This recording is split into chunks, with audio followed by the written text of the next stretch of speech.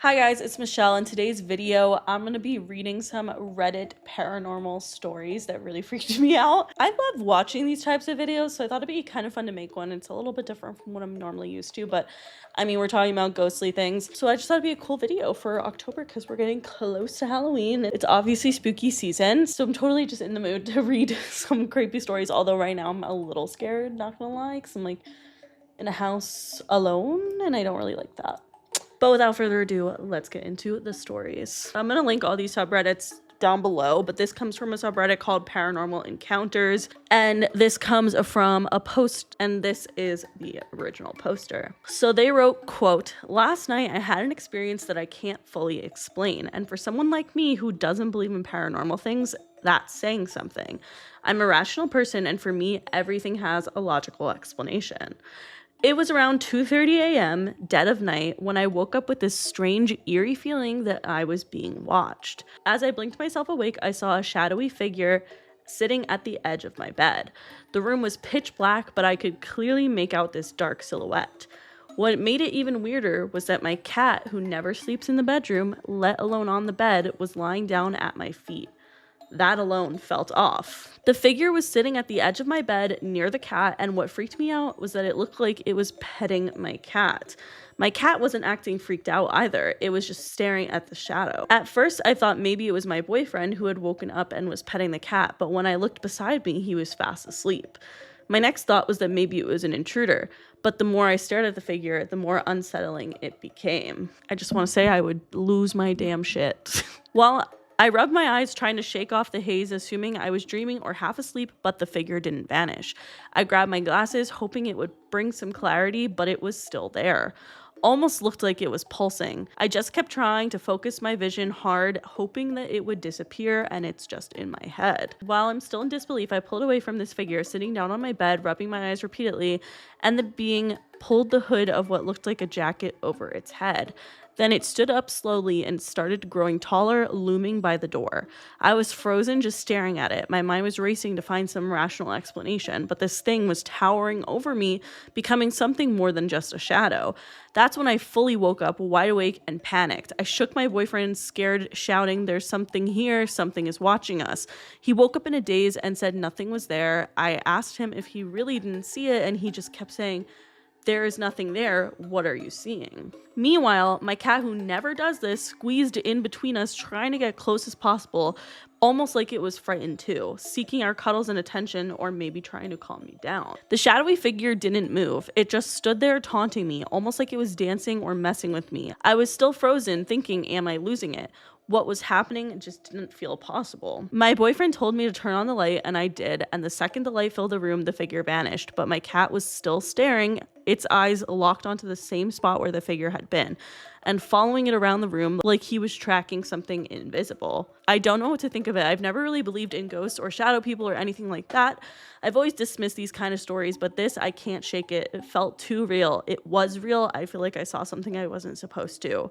I don't know what it was. I've never believed in any of this stuff, and now I feel completely insane. Any idea what it could have been?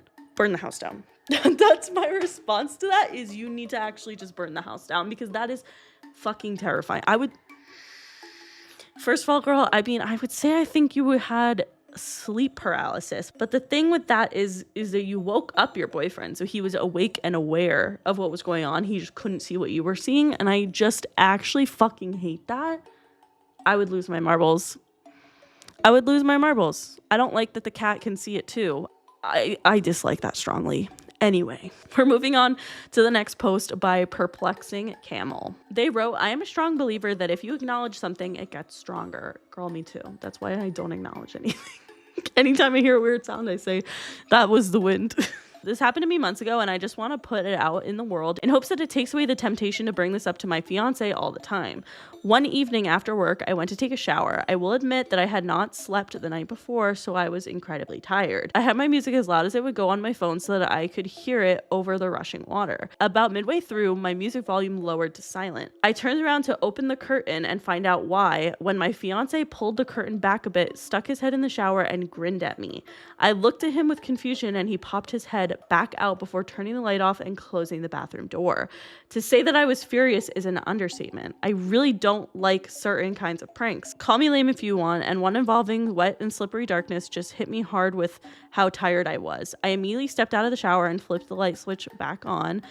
The switch is right between the shower and the door. There's only about a foot between the two as they share the same wall. I stormed out of the bathroom without even getting a towel, and I found my fiance sitting at his computer with his headset on and absolutely laid into him. He had this confused and panicked expression as I asked why he would think that was funny, telling him to never do that again. He asked me to explain what he did wrong, which made me angrier, but when he said that he had been playing since before I even went in the shower, I believed him. To begin with, he hates pranks even more than I do. We've been together for 6 years, and he never so much as jumped out of the corner to startle me, and I've never seen him mess with anyone else. He's not the type of person that would even think to do something like that, but I was so tired that none of that sank in before I lost it on him. Along with simply not being the type, the setup of our apartment would have made it impossible for him to get back into the office without me hearing him.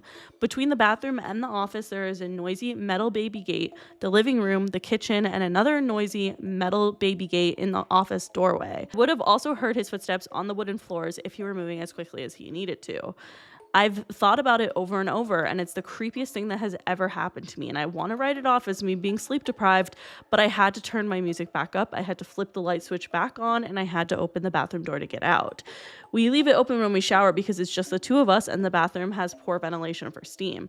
I made him check the apartment for anyone else, and even though I know what he looks like, and that face was him. I asked him to stay in the bathroom with me until I washed the conditioner out of my hair, and I think about this every time I shower now. We've had some random things happen before, stuff moving to places that we know we didn't put it, sounds that we couldn't rationalize, the motion sensor triggering on cameras over nothing, but nothing nowhere near that level before.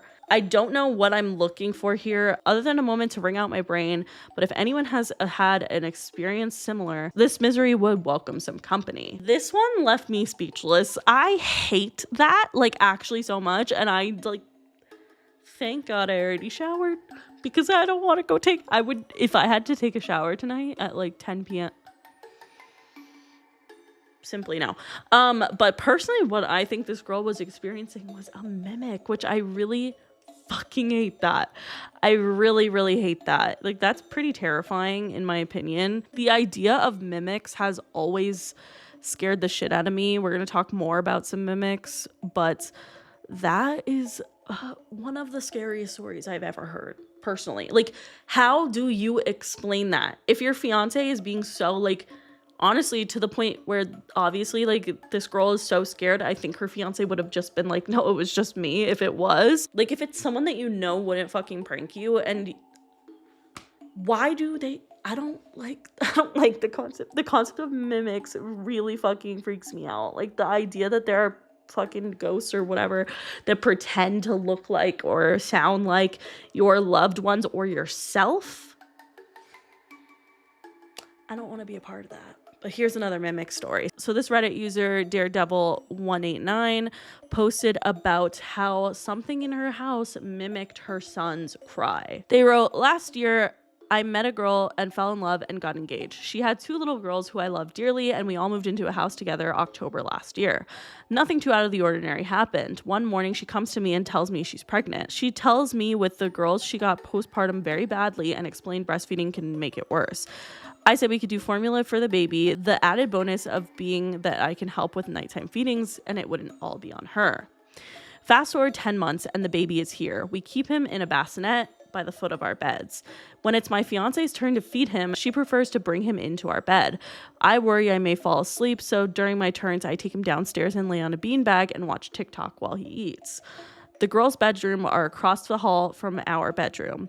The baby has a very distinct cry. He usually uses it when he's hungry and doesn't just want his pacifier back in his mouth. My fiance calls it his pterodactyl scream. One night last week, it was my turn to feed him around 3 a.m. and I got up, made his bottle, then took him downstairs. The dog and the cats followed me. I usually let the dog out to use the bathroom. I changed the baby's diaper and then got comfy on the beanbag with the baby next to me. Bottle in one hand, TikTok in the other, I let him drink away. He finished and fell asleep. I wasn't quite done with the TikTok I was watching yet, so I sat up and put his pacifier in. About a minute later, I hear his pterodactyl cry come from upstairs. I was very confused and completely shocked. I just froze for a few seconds and I thought I must be really, really tired. I put TikTok away and then looked down at my son. Just as I was about to stand up, I hear the cry from upstairs again.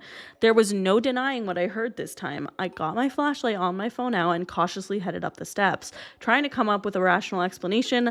I thought I'm just hearing things that aren't there. Then I opened our bedroom door and my wife is sitting up wide awake. I asked her if she heard that and she said, yeah. I said it sounded like the baby. But what the fuck was that? Because I had the baby. She suggested that maybe one of our girls made the noise. I handed her the baby and went to check on them and both were sound asleep. Both the cat and our dogs. Oh my God, I don't. The trash can all the way over there just opened. Bitch. Ew, I don't like that. Okay. Oh my God, I want to go home. Both the cat, our dog, and our baby were all downstairs with me, so none of them made that noise. I was really freaked out at this point. I returned to our bedroom. My fiance was putting the baby in his bassinet, laying down to go back to sleep. I whispered, what the fuck was that? And she just said, nope, we're not going to talk about it. Pretend it never happened, and we fell asleep. It's been about a week now, and no other noises at night, but I don't rest too easy knowing that something is there. Bitch, I wouldn't rest too easy either. You should burn your house down and sell the baby. That's crazy. But I'd say this guy was probably just overtired, but the fact that his fiance also heard the noise, not cool, bro. No, that's just, I would lose my shit. Like, that's so scary. And also, again, I think that's a mimic, and I don't like that because what do they want? Because, like, I heard it's bad to, like, respond to them. Ew, me getting scared. I'm actually scared now. Fuck. Damn it. I heard it's bad to respond to them, but, like, what are you supposed to do if you don't know that it's a mimic? I don't know. I'm grossed out. All right, the next story is from Bedbound and Sleepy, and it's called What Do I Do If Something Followed Me Home from the Hospital? They wrote, I'll just be blunt. I went to the hospital for just under a month. While I was there, my nurses joked that I was on the haunted floor. They repeatedly got alarms and saw movement in my room while I was sleeping. It got to the point where they had to turn off some of the alarms as they kept waking me up. Things started almost immediately when I got home. I was getting out of the car and my mother and I clearly heard someone shout my name when I stumbled. Then, when I was helped into bed, there was sounds that we couldn't figure out what they were or where they were coming from. We checked everywhere until we just kind of gave up. Then that night, my blanket and shirt were pulled so hard that I actually turned on my side and had a seizure just a few moments later. Then finally, yesterday, I got out of bed only to collapse. My head felt fuzzy and I was incredibly exhausted and out of breath. There was absolutely no way in hell that I would be able to call for help. It happened so fast. But then my family literally came in my room running. They didn't hear me fall, but they were adamant that they heard someone scream their names from this part of the house. They first thought it was one of them, but then quickly realized it wasn't and asked me if I yelled, and I knew it wasn't me. My mom says someone had screamed her name, and dad and my sister and all their names back to back like they were being gutted. She was adamant that it sounded like someone was being murdered. So, I mean, it's not bad. I'm so lost. I'm a realist. I like science, and explaining things away is what I do best. So what the fuck is going on? Can anyone please help? Or please give me advice? Because I feel like I'm going crazy. This is why I don't like ghost hunting and the concept of that. I mean, I know they quite literally weren't ghost hunting. They were actually just in the hospital. But I don't like the idea of ghost hunting because I am personally very terrified of things following you home. Like, if I could go ghost hunting, like at like a little hotel or wherever, like haunted places, I've always thought about doing videos in haunted places in Hollywood. Like, I don't know, there's a lot of haunted places that you can go to, stay at, all that stuff, and I thought it would be interesting just with the content that I do. But truth be told, I'm fucking terrified, and I would actually rather not. I'm not as much scared of like it happening there, because then I can just like go home where I know it's safe. But if things can follow you, I don't love that, and I feel like that story was proof that that can happen. All right, the next post is from No Tomato 8144, and it's about their imaginary childhood friend. They wrote, to preface this, I had a cousin who died before I was born. He was just a toddler when he died. He was killed by a car while playing outside. I am actually named after him, the female version of his name. He always told my mom that he was so excited to meet the babies, me and my twin, and he died about 2 months before we were born. When we were little, we both had the same imaginary friend. I'll call him Alex. So my twin and I never knew about Alex. There were no photos of him around our house until we got older. I do not remember playing with him. These are all stories that I was told in middle school by my parents and family members. My mom says that one day my sister, my twin, and I were playing, and my mom came into the room and we were just talking to the air. But when my mom asked what we were doing, she said we were talking to Alex. She was very confused and honestly stunned, so she had us repeat the name. His name is actually not as common at all, but they changed the name to keep them safe. And the twins had never met anyone with this name, but the name was of their cousin who had died before they were born. She asked us to describe him, and we continued to describe our cousin to a T. She then showed us a picture, and we confirmed that that was our imaginary friend. She says that we continued to play with him for multiple years, and every time we would tell her whatever he was saying and how he loved us. Because I don't remember, I really can't give you guys too much detail, but all I know is that I always felt a strong connection to him when I would see a photo of him or would hear stories even when I was older, even before I knew he was our imaginary friend. My mom said it low-key creeped her out because there was no way we would have known what he looked like or his name, since it was a hard loss in the family, and even today, 20 years later, it is rarely spoken about. Honestly, I never believed in ghosts until I was told this story in middle school, and I'm starting to think that maybe they do exist. It since has brought me comfort to know that my cousin still got to meet us and was looking out for us. Does anyone have similar stories? And there are so many people in the comments who claim to have very similar stories of becoming imaginary friends with their deceased relatives that they never met. I would, like, it's sweet. Theoretically, it's so sweet and sad, but I would give my kids up for adoption simply. I can't do that. I can't be a part of that.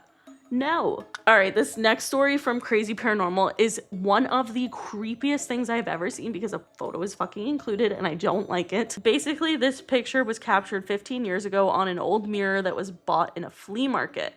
His sister, immortalized from behind, sitting on a chair, posing for the camera. Her face is partially also visible in the mirror reflection as she turns her head in the opposite direction, adding an intriguing dimension. Quite literally no explanation to this picture other than what the fuck. Imagine being the woman in that picture and like you were literally just facing the camera and then you could see your own reflection in the something about that photo just gives me the creeps, man. I don't like it.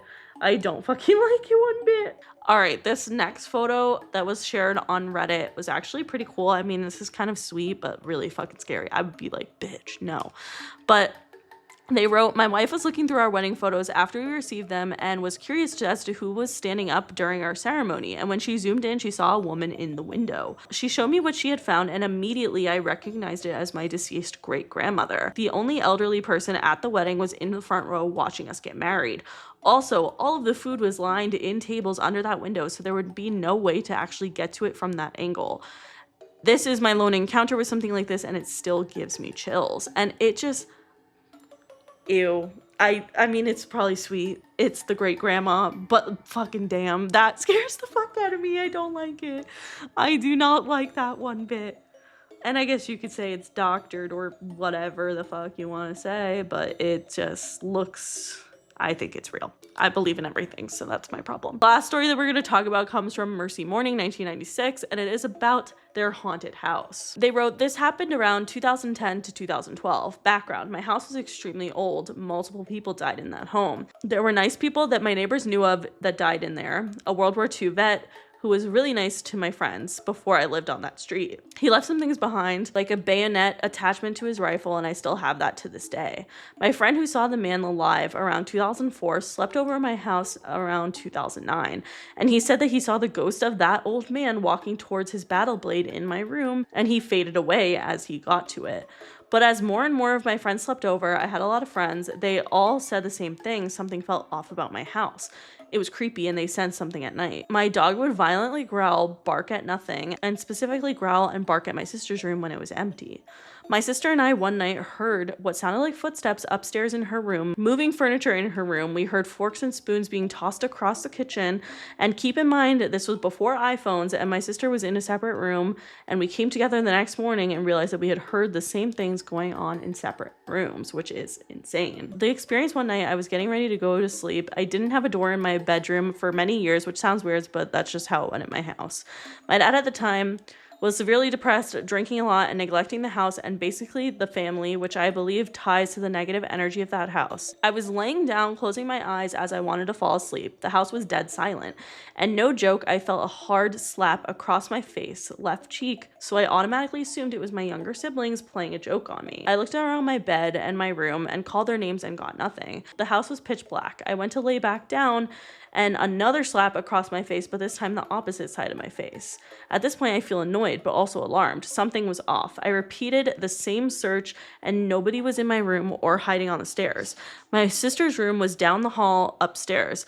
Her door was 4 feet away from my door. If I laid on my side, I could see directly into her room if her door was open. At this point, I was really uncomfortable and freaked out. I laid on my side with my eyes closed, and I suddenly felt a presence, an energy I had never felt before. Something told me to open my eyes, so I did, and I still regret it to this day. I saw a tall black figure, out of this world, not human. I can tell not of our world because it seemed to not totally be in our realm. I couldn't tell if it was 3 feet away from me or 13 feet away from me. But I saw my sister's room door open, and I can basically see as if it were hunched over my sister's bed in her room. I fell asleep staring at it and woke up terrified and went to school feeling so off. I walked home the next day and waited for 2 hours outside my house till someone else got home. I saw the figure a final... Sorry, the house keeps making noises. I saw a figure a final second time one night. I was playing Xbox 360 with my best friend. We were talking online at night and suddenly his voice went out. I didn't hear anything from him. And then I felt the intense feeling that I was being watched. This time, I didn't have a door yet, but I had a thin white blanket nailed to the door frame as some type of privacy. But when I decided to look at my door, I saw it again. The black figure was staring at me, only this time it was peeping its head in between the door and the door frame. At this point, it physically was touching real-life objects and altering them by having me see the blanket wrapping around and its peeking head. It stared at me, and I just tried to scream my sister's name really loudly until I heard her footsteps come stumbling to my room, and she flung the shift blanket off the door in the air to enter, and the entity disappeared with the movement of the blanket. She seemed so confused and asked if I was okay, and I never saw the thing again. The weird thing about that house is that my dog always saw things, and my father, who was depressed and losing his mind, so I would lose my marbles. I don't like that one bit, and I'm so thankful that anytime I've had sleep paralysis, it's just been where I can just see my room, or like I feel like I can't move in my dreams. I don't see any figure. I don't want to see any figures. Okay, I'm out. I'm done. All right, that's it for today's video. If you guys liked it, please give it a big thumbs up. If you guys like these type of videos, or if you have any paranormal stories that you want to share, let us know in the comments below. But that is it. Make sure you follow me on Twitter, TikTok, and Instagram, and subscribe for new videos every week, and I'll see you guys later. Bye.